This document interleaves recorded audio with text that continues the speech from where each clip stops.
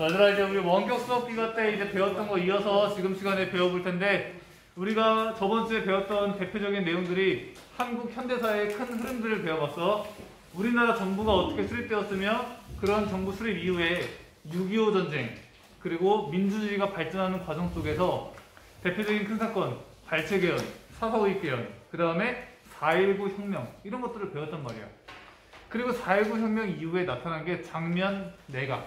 근데 그 장면 내각 때 5.16 군사정변이 발생하면서 박정희가 정권을 장악하기 시작했다. 여기까지 배웠을 거야. 여기는 그런 박정희가 대통령이 된 이후에 어떠한 내용의 역사가 흘러가는지 여기서부터 나오는데, 맨 처음 보면 1963년에 박정희가 대통령에 당선이 돼. 그래서 우리나라 제5대 대통령이 되는데, 이 박정희 대통령은 우리나라의 5, 6, 7, 8, 9 대통령이야. 약 20년 정도 이제 우리나라의 그 정권을 이끌던 사람이 이 박정희 대통령인데, 현대사에서 가장 영향력이 큰 대통령 한 명을 꼽아라 하면 아마 박정희 대통령을 많이 꼽지 않을까 생각될 정도로 오랜 기간 정권을 유지했고 많은 업적을 남긴 사람이야. 그러니까 당연히 내용도 많겠지. 하지만 우리는 핵심만 요목요목 우리가 알아볼 수 있도록 하자. 맨 처음에 여기 보면 민주공화당이라고 되어 있는데, 이 박정희가 이제 맨 처음에 5.16 군사정변을 일으킬 때 명분이 뭐였냐? 그 명분은 이제 그거는 냅두면 될 것 같아. 그 군사정변을 일으킨 명분이 지금 장면 내각이 제대로 사회를 유지하지 못한다, 질서를 유지하지 못하니까 우리 군인들이 나서서 나라를 올바른 방향에 세워놓겠다. 국가가 올바른 방향 위에 서게 되면 우리는 권력에 욕심이 없어. 다시 민간의 정권을, 권력을 이양하겠다 라고 얘기를 했다고. 그런데 박정희가 이제 전역을 해, 전역. 그러니까 자기가 전역을 한 거지. 그 다음에 민간인 신분으로서 이제 민주공화당이라는 정당을 만들고 여기에 대표로서 이제 후보로 나오는 거야. 그리고 투표 결과 당선이 되는 거지. 그런 박정희 정부는 반공주의, 공산주의 반대하는 거야. 이런 정책을 펼치고 뭐니 해도 어떤 대통령이 가장 좋은 대통령이냐? 내 주머니, 내 호주머니에 100원짜리라도 하나 더 꽂아주는 대통령이 더 좋은 대통령 아니겠냐? 경제 발전을 위해서 이제 힘을 쓰는 거야. 실제로 60년대, 70년대 우리나라 경제가 비약적으로 성장한 시기이기도 하고. 자, 그래서 여기 이제 경제 발전을 하려고 많은 노력을 하는데, 경제 발전을 하기 위해서 필요한 건 뭐가 있어? 일자리도 필요하지, 그치? 또 돈이 필요하잖아. 돈. 경제 발전을 위해서는 돈이 필요해. 돈이 돈을 낳잖아. 너희 혹시 토마 피케티라는 사람 알고 있니? 들어봤어? 유명한 프랑스의 경제학자인가 그래. 근데 이 사람이 쓴 책이 있어. 21세기 자본이라는 책이 있는데, 거기에 이제 많은 내용들이 담겨져 있고, 갈말 도서관에도 그 책이 있네. 찾아보니까. 거기서 이제 뭐라고 얘기하냐면, 우리 소득에는 여러 종류가 있지만 크게 자본소득이 있고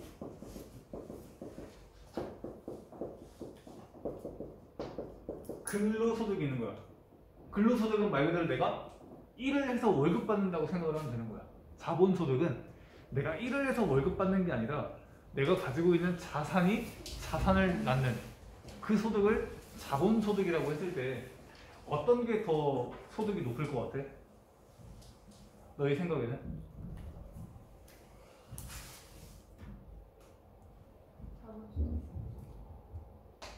이 피케티라는 사람은 인류가 시작한 이래로 그 역사상 앞으로도 자본소득이 근로소득보다 훨씬 많을 거다 라고 이야기를 하고, 또 실제로 근로소득이 이제 특수한 경우에 뭐 1차, 2차 세계대전 뭐 이런 특수한 경우를 제외하고는 근로소득이 자본소득보다 높았던 적은 단 한 번도 없었다 라고 주장을 해. 그런 거 관련된 이제 이야기도 많이 하고. 그래서 실제로 근로소득이라고 하면 뭐 예를 들면 월급을 받아 뭐 한 달에 200만 원 받을 거 아니야. 그러면 내가 정말 대한민국의 공기만 마시면서 1년을 살았어. 그러면 얼마를 저금할 수 있는 거야? 2,400만 원을 저금할 수 있는 거 아니야. 그치? 물론 이거 말도 안 되는 거지만. 근데 예를 들면 내가 이제 아파트를 한 1억 5천에 샀는데 1년 지나니까 아파트가 3억이 됐네? 그럼 얘는 그냥 1억 5천을 번 거야. 그러니까 이런 식으로 자본소득이 이제 근로소득보다 훨씬 항상 높게 나타난다 라고 주장을 하면서 또 얘기하는 게 자본소득의 양과 근로소득의 양이 있을 거 아니야. 이 격차가 크면 클수록 사회 불평등은 커질까 작아질까? 어떻게 될 것 같아? 커지고 근로의욕은 줄어들겠지.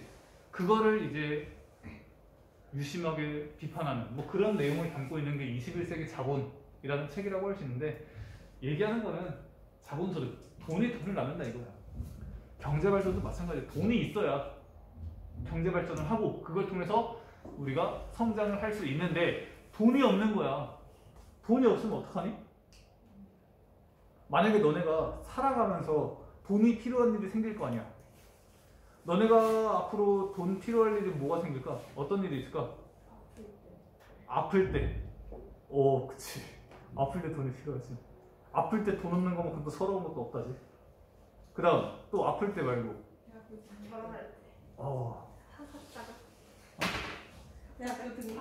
학자금, 등록금, 학자금 결혼할 때 많이 필요할 거 아니야 돈이. 그치? 그러면 그때 너희들이 그 돈을 갖고 있을까? 아니요. 그러면 그 돈 어떻게 보내? 대출? 또? 엄마 빌리. 그렇지. 돈을 받거나 빌리거나 둘 중 하나야. 뭐 사람이 다 그렇지 뭐. 그치? 근데 이것도 특권인 게 일단 그 돈을 받을 수 있는 것도 대단한 거야. 받을 수 없는 사람도 많거든. 두 번째, 대출 받는 것도 특권이야. 아무나 대출해주냐 은행에서. 은행이 얼마나 철두철미한데 내가 돈 빌려달라고 하면 그렇게 재. 근데 내가 돈 1분이라도 늦게 갚다가 전화가 몇십 통 오는 줄 아니? 진짜 은행이 그래. 그러니까 은행은 정말 갚을 수 있는 사람한테만 빌려준다고. 그래서 이런 말이 있잖아. 빚도 뭐다? 능력이라고. 빚이 많은 사람 그만큼 능력이 있다고 인정한 거야 이 은행이. 그러니까 빚을 이제 주는 거지. 능력 없는 사람은 빚을 지고 싶어도 대출을 받을 수가 없어. 물론 사채는 좀 예외긴 한데 좀 1금융권에 제한해서 얘기하자면 그러니까 우리나라도 경제 발전하기 위해서 돈이 필요하니까 돈을 받거나 빌리거나 둘 중 하나야. 근데 맨 처음 생각한 거는 돈을 받아내자. 누구한테? 우리나라한테 잘못한 국가들 많잖아. 그 중에 대표적인 국가 뭐 있어? 일본. 일본 너네 잘못했잖아. 우리한테 돈 줘. 이 방식으로 가는 거야. 그래서 맨 처음 나오는 게 한일 국교 정상화야. 한일 국교를 정상화하기 위한 한일 협정을 체결하려고 하는 거야. 이유는 돈이 필요한 거야. 우리나라가 경제개발 자금이 필요하고, 그 다음에 여기 보면 한일 국교 정상화라고 되어 있는데 당시 냉전 시대에서 여기 소련, 여기 북한, 중국 이게 다 공산주의 국가 아니야. 그치? 얘네들이 견고하게 똘똘 뭉쳐 있는데 여기 미국이랑 일본이랑 한국이랑 우리나라랑 똘똘 뭉쳐 있지가 않다고. 왜? 우리나라랑 일본이랑 제대로 연결돼 있지가 않으니까. 그러니까 한일 이것도 연결시키자, 이런 배경도 있었다라는 거야. 그래서 박정희 정부가 일본과 국교를 정상화하려는 그런 움직임을 보이자 많은 국민들이 반대한 거야. 그래, 일본이 과거에 잘못을 했어. 그래서 과거에 잘못한 거기 때문에 지금 일본이랑 뭐 사이 나쁘게 지낼 필요는 없지만 중요한 건 뭐야? 과거에 했던 그 일본이 했던 그 나쁜 일에 대한 사과가 필요한 거야. 사과가. 그런데 그런 사과 없이 그냥 돈으로 그냥 덮어버리려고 하는 이 행태 반대한다는 거야. 그래서 6.3 시위. 6월 3일날 시위가 발생하는 거야. 그러니까 박정희 정부는 이걸 진압하려고 뭐하냐? 계엄령. 계엄령이라고 하는 거는 전쟁 등 비상사태 시 대통령이 국가 비상사태를 내릴 수 있는 대표적인 대통령의 고유 권한이야. 계엄령을 선포하면 국가는 국민의 기본권을 침해할 수 있어. 뭘 위해서? 공익을 위해서.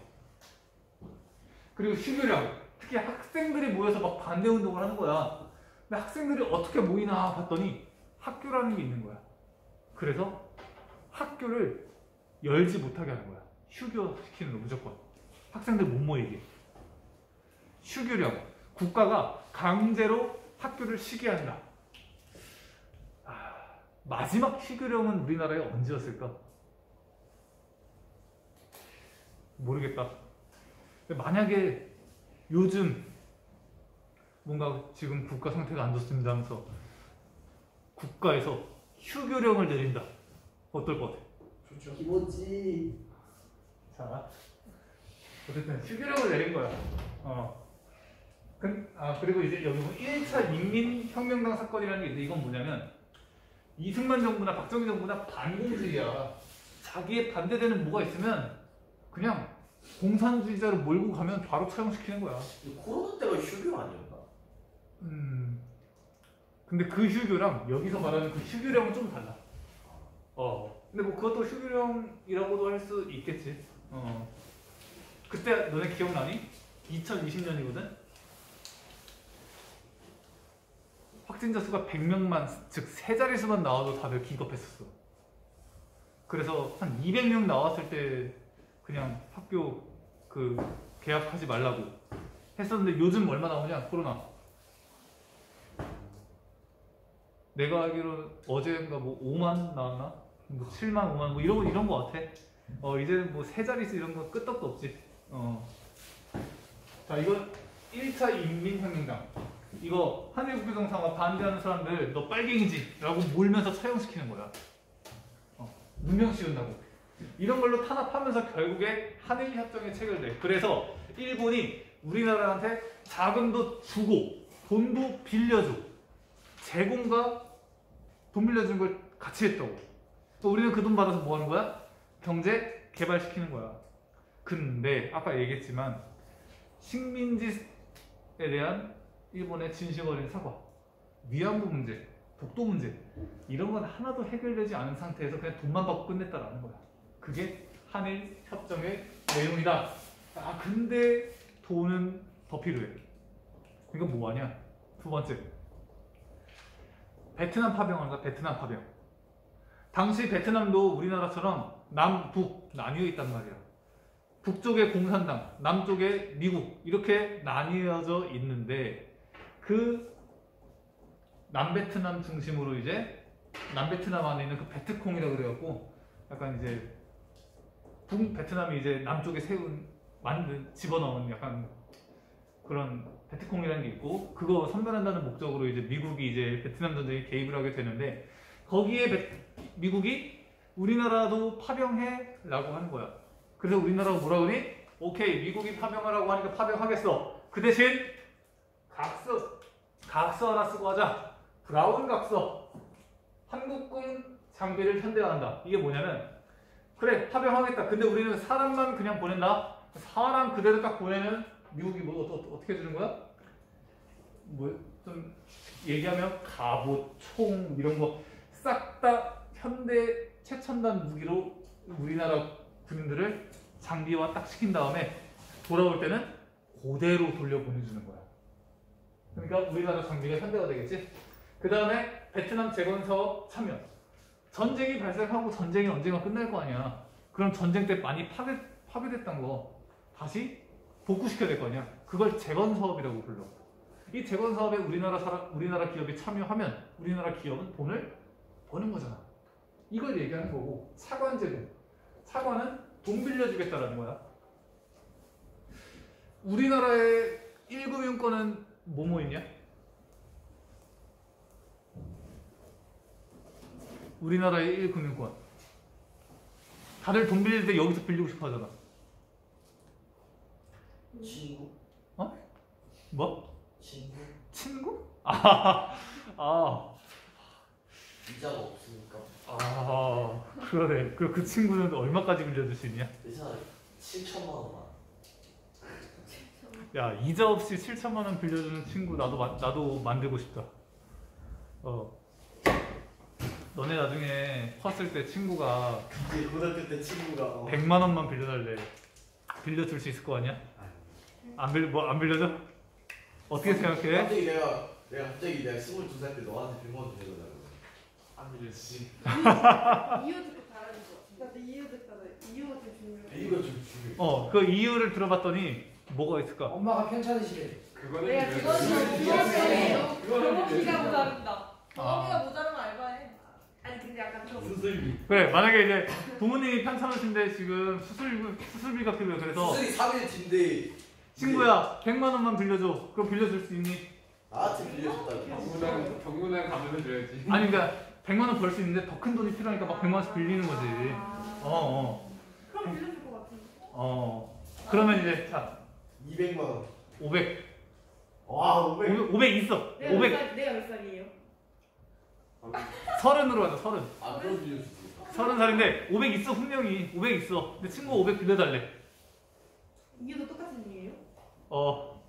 그래 똑같다 치자. 똑같으면 어. 내가 투자 목적으로 막 내가 막 좋은 곳을 알아냈는데 이런 건 절대 아니고 좋은 곳을 이유에 따라 다르다. 근데 사실 왜 안 지키고 있니? 모르겠어요. 키고 있는 거 같아. 아 이제 잘 지키고 있단다. 근데 참 이게 시간이 갈수록 지금은 이제 해줄 수 있을 것 같잖아. 근데 시간이 가잖아. 이게 힘들다. 선생님 어떻게 되세요? 나도 이유에 따라 달라. 근데 갑자기 고등학교 때 친구가 돈 빌려달라고 그러니까. 이유는 못 밝히겠대요 근데. 그러면 나는 안 빌려줘. 난 그냥 줘. 한 100만 원은 그냥 줄 수 있을 것 같아. 아 진짜죠? 그냥 안 빌려도 돼. 아니, 쌤, 저 100만 원만. 친구가 아니잖아. 그리고 나보다 너네 부모님이 돈 더 많아. 내가 지금 벌어서 얼마나 벌겠냐. 갑자기 우울해지는데 그 친구 사이에 돈이 빌리고 갚는 관계가 되잖아. 그러면 사이가 안 좋아질 수가 있어. 왜냐면 아니 근데 고등학교 때만 그냥 좀 친했던 애인데 한 7에서 10년 동안 연락 안 하다가 갑자기 돈 빌려달라고 그러면 안 빌려주지. 그러니까 계속 연결된 친구 얘기하는 건데. 그러면 나도 100만 원 나는 뭐 한 50만 원 정도 주겠다. 근데 이제 만약에 돈을 빌려줬어. 근데 안 갚잖아. 그러면 갚으라고 할 수 있잖아. 정당한 이야기잖아. 그러면 친구가 뭘 갚겠대. 근데 그게 지속이 돼. 그러면 서로 기분 나빠. 갚으라고 하는 사람은 약속대로 돈을 안 갚는다고 기분이 나쁘고, 또 이제 갚아야 되는 사람은 친구인데 내가 사정 다 알면서 계속 독촉하는 거에서 기분 나빠하고 하면서 이제 사이가 틀어지는데, 여기 이제 내가 얘기한 1금융권 얘기하다 여기까지 왔는데, 돈을 얘기했지만 빌려주는 거는 아무나 빌려주는 게 아니라고. 빌릴 수 있는 사람도 아무나 빌릴 수 있는 게 아니야. 근데 당시 미국이라는 국가가 우리한테 돈을 빌려준다? 우리나라 입장에서는 혜택인 거예요. 혜택. 그 빌린 돈 가지고 우리가 다른 돈을 또 만들 수 있으니까. 그런 걸 미국이 제공하겠다. 기술도 먼저 하겠다. 그 대신 뭐 해라? 파병하라. 미국 군인만 계속 죽어나가면 그렇잖아. 우리나라 군인들한테도 파병을 해라 이거야. 그게 베트남 파병과 관련된 얘기고, 그 다음에 독일의 광부랑 간호사를 파견해. 이 사람들이 독일에서 일을 하면서 외화, 다른 나라에 돈을 벌겠지. 그게 또 우리나라에 들어오게 되는 거야. 이런 거 다른 영화가 뭐야? 독일에 광부로 가고 간호사로 가서 열심히 일하는데 너무 힘든 거야. 광부 땅 파면서 진짜 고열에 뻘뻘 땀 흘리면서 진짜 막 죽어가는 사람도 옆에서 생기고, 그런 데서 이제 밥도 먹고. 간호사 지금도 그렇지만 인종차별이 되게 심해. 근데 우리나라 사람이 가서 이제 간호사 역할을 하는데 정말 그 간호사가 하는 말 잘 들었겠니? 환자들이 막 무시하고 막 그랬겠지. 그런 환경 속에서도 이제 어떤 생각을 하면서 돈을 번 거야? 유명한 대사가 나오지. 우리는 힘들지만 이 힘든 상황 우리 자손에게는 돌려주지 말자고, 우리까지만 힘들자고 하면서 이제 하는 거야. 그러니까 지금 우리가 이렇게 편하게 이렇게 살고 있는 거야. 얼마나 풍족하냐. 그러니까 수업 시간에 자고 있고. 그래. 수업 시간에 졸리면 자고, 배고프면 먹고, 추우면 히터 틀고, 그래. 더우면 에어컨 틀고, 틀지 말고. 얼마나 풍족하냐고. 다 이런 거 아니겠냐. 이게 다 우리 부모님 세대야, 이게.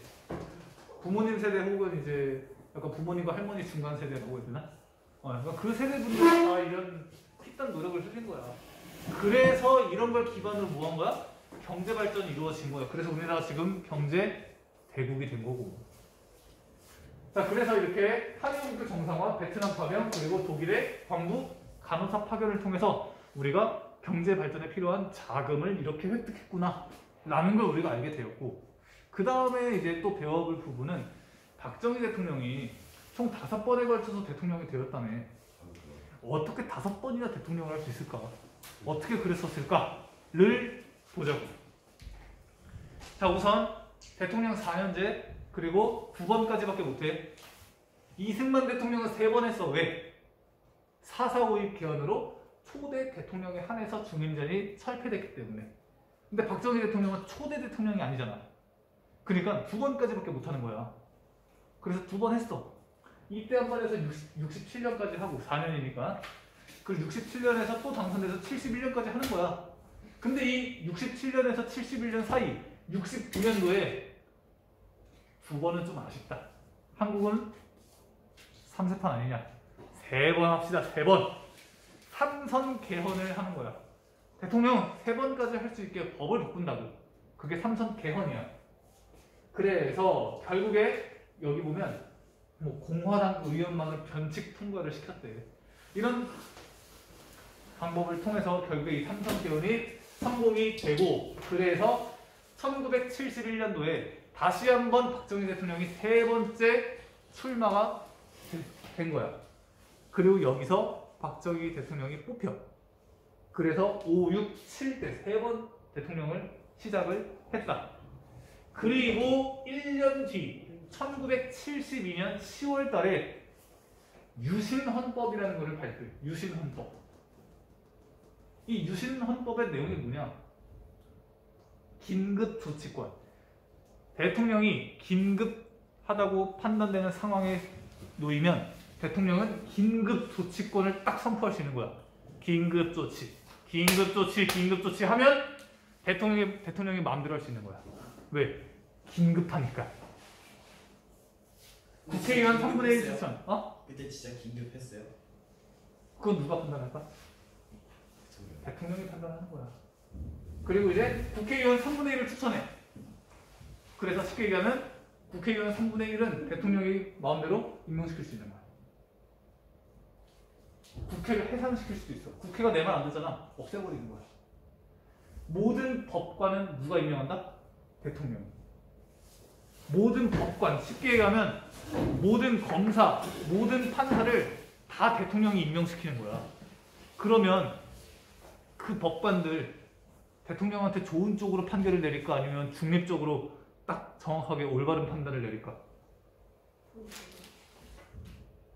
모든 법관을 대통령이 임명시켰다고. 엄청난 거지. 그리고 대통령 이제 더 이상 국민이 안 뽑아. 여기 보면 통일주체 국민회의라는 곳에서 이제 국회의원이 대통령을 선출하는 거야. 근데 그 국회의원의 3분의 1은 누가 임명하는 거야? 대통령이 임명하고, 그 다음에 국회를 해산할 수도 있었다. 그리고 중인 제한 없애는 거야. 중인 제한. 이제 대통령 하고 싶으면 마음껏 출마할 수 있는 거야. 근데 출마했을 때 뽑는 건 누가 뽑아? 국민이 뽑는 게 아니야. 박정희 대통령 사람들이 뽑는 거야. 그러니까 이때 당시에 투표하면 거의 찬성률 100%야. 100%. 근데 너무 100%면 좀 티나잖아. 한 명 기권 같은 거 시켜서 99% 만들고 막 이런 역사가 이때 역사라는 거야. 근데 이런 유신헌법이 선포가 되는 게 국민들이 오케이를 했어, 이거를. 그러니까 이런 완전 초헌법적인 이런 유신헌법이라는 개별적인 헌법을 따로 선포를 하려면 이렇게 큰 거는 국민투표가 필요한 거야. 그래서 국민 투표를 붙였는데 국민들이 찬성을 했었다고. 그때 당시 국민들은 이걸 왜 찬성시켜줬냐? 그 배경이 여러 가지가 있는데 우선 세계적으로 1969년에 냉전이 완화돼. 자본주의 중심의 미국, 공산주의 중심의 소련, 이 엄청난 대결 구도가 조금씩 부드러워진다고, 약화된다고. 그런 상황 속에서 1972년 10월 4일날 갑자기 이벤트 딱 발표나는 거야. 남북 공동성명. 남한과 북한은 자주 평화, 민족 대단결 이 세 개의 원칙에 의해서 통일해 나가자 라는 게 딱 발표가 되는 거야. 그러니까 국민들이 좋아하니 안 좋아하니? 이때 당시 국민들은 엄청 좋아한 거야. 안 그래도 통일을 열망하고 있는데 국가가 반대했었다고. 근데 그 국가가 갑자기 이벤트 같이 진짜 깜짝 서프라이즈 7.4 남북공동성명을 발표하니까 국민들의 환호가 대단했다고. 그런 분위기 속에서 박정희 대통령이 국민 여러분, 지금 경제 누가 발전시켰습니까? 저 믿고 따라와 주십시오. 경제 확실하게 발전시키고 통일 노력하겠습니다. 여러분을 위해서 최선을 다하겠습니다. 그렇게 하면서 이 유신 헌법을 얘기한 거야. 그러니까 국민들이 이거 오케이 대통령 미국 고 그러면서 이게 통과가 돼. 근데 내용들을 보면 지금 봐도 알겠지만 너무 민주적이지가 않아. 너무 독단적이야. 내용 자체가. 그러니까 이거에 반대하는 움직임도 나타나니 그게 유신 반대 운동이야. 긴급조치 뭐 1에서 9호라는 게 있는데 이게 발동되니까 더 이런 유신 반대 운동이 시작이 되고 뭐 대표적인 게 김대중을 납치하는 사건도 발생해. 박정희 대통령이 정부가 박정희에 대항하는 이 김대중 이 사람을 이제 잡아가는 거야. 납치.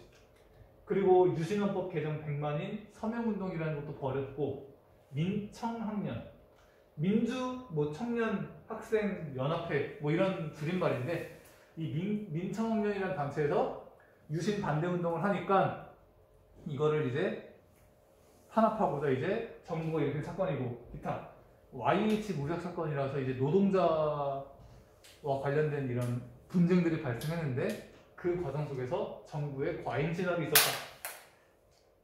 그리고 부마 민주항쟁이라고 부산과 마산에서 민주항쟁이 발생했을 때 이 주요 내용도 이런 박정희 유신 반대 운동이었다는 거다. 근데 이런 운동도 있었지만 결국에 결정타를 날린 건 뭐였냐? 당시 이제 박정희 대통령이 이제 투스타 소장일 때 군사정변을 일으켰고 그때 이제 같이 옆에 있었던 보좌관이 누구였냐? 대위였던 당시 박정희가 투스타일 때 대위였던 차지철이라는 사람이 있어요. 차지철. 야, 투스타랑 대위는 진짜 하늘과 땅 차이야 진짜. 그 차지철이 이제 경호실장이 됐고 이제 같이 일을 했던 김재규라는 사람이 중앙정보부장으로 있었는데 그 중앙정보부장이었던 김재규가 총권에서 박정희를 쏜 거야. 언제? 1979년 10월 26일. 그것을 10.26 사태라고 부른다. 그래서 이때 박정희 대통령이 사망을 한 거야. 그러면서 박정희 정부가 끝이 나게 된다. 자, 여기까지 우리가 박정희 정부에 대해서 배워봤는데 박정희 정부는 여러 가지 내용들이 많지만 카테고리로 조금 요약을 하자면 첫 번째, 경제로 우리가 생각을 해볼 수 있어. 경제 발전을 위해서 돈이 필요했네. 그래서 그 돈을 벌기 위해서 뭐 했니? 한일협정을 맺고 베트남 파병하고 독일 이런데 광부랑 간호사를 파병하는 등 이런 외화벌이를 많이 하면서 그 돈을 기반으로 경제 개발에 힘썼다. 이게 첫 번째고 두 번째, 박정희 정부가 이제 독재를 더 오래 하기 위해서 장기 독재를 하기 위해서 어떤 노력을 했는가가 두 번째로 볼 수 있는데 첫 번째, 삼선 개헌에 성공을 했고 두 번째, 유신 헌법을 선포했다. 그리고 이거에 대한 반대 운동이 있었지만 끝까지 이어가다가 결국에 11.26 사태로 이제 정부가 막을 내렸다 정도로 우리가 알면 될 것 같아. 그리고 뒤에 보면 여러 가지 사료들이 나오는데 우선 국가재건 최고회의는 우리 있었던 그 5.16 군사정변 당시에 있었던 최고회의라고 할 수 있고 1차 인민혁명당. 이거는 한일국교 정상화를 맺으려고 하는 과정 속에서 정부가 탄압한 사건이라고 할 수 있다. 민청학년, YH 무력사건, 부마민주항쟁 다 유신헌법에 반대하는 유신반대 운동을 벌이다가 이제 정부가 진압을 하는 그런 사건들 속에서 있었던 거고, 그 다음에 한일기본조약, 이게 한일협정이라고 하는 거야. 뭐 한일협정, 한일기본조약 다 똑같은 얘기야. 1910년 8월 22일 및 그 이전의 대한제국과 일본 제국 간에 체결된 모든 조약 및 협정이 이미 무효다. 그러니까 이제 이걸로 끝이야. 더 이상 얘기하지 마. 하고 이제 끝내려고 한 거야. 이 한일협정을 통해서 돈 주고 일본 입장에서. 그리고 브라운 각서, 베트남 파병이랑 연결된다고 그랬지? 그래서 군사 원조 시켜달라. 그러면 현대화 시켜주겠다. 경제 원조를 보면 대한민국의 경제 발전을 위해서 차관을 제공해 주겠다. 이런 내용들을 담고 있는 게 바로 브라운 각서라고 할 수 있겠다. 자, 여기까지 배웠고, 자, 박정희 대통령이 이제 총 맞아 죽었잖아. 그러면 그 이후에 또 대통령이 나왔겠네, 그치? 그리고 그 대통령에 의해서 우리나라가 돌아갔을 텐데, 박정희 다음에 대통령이 된 사람은 누구니? 최규하라는 대통령이 있어. 근데 잘 모르지. 왜? 잠깐 있다가 또 쿠데타, 즉 군사정변이 또 발생해서 또 대통령이 바뀌거든. 2년 하지 않았어요? 뭐 연차로 따지면 그럴 수 있겠다. 자, 짧게 대통령 하다가 이제 신군부 세력이 다시 군사정변을 일으키면서 우리가 잘 아는 전두환 대통령이 등장하게 되는 거야. 그 전두환 정부부터 우리 다음 시간에 배워볼 거고, 여기 잠깐 보면 유신헌법의 내용이 나와 있네. 선거 토론 없이 무기명으로 투표한다. 통일주체 국민회의에서 간선제와 그 다음에 뭐 국회의원 정책 3분의 1에 대한 국회의원을 선거한다. 이게 아까 얘기한 박정희 대통령이 국회의원 3분의 1을 뭐 임명한다는 내용이랑 똑같은 거야. 그리고 여기 보면 신속한 조치가 필요하다고 판단할 때는 긴급조치 내용 나와 있고 국회 해상권까지 나와 있다. 이런 유신헌법의 내용도 잘 알아두면 좋을 것 같아. 다음 시간에 전두환 정부부터 배워보자. 자, 고생했다.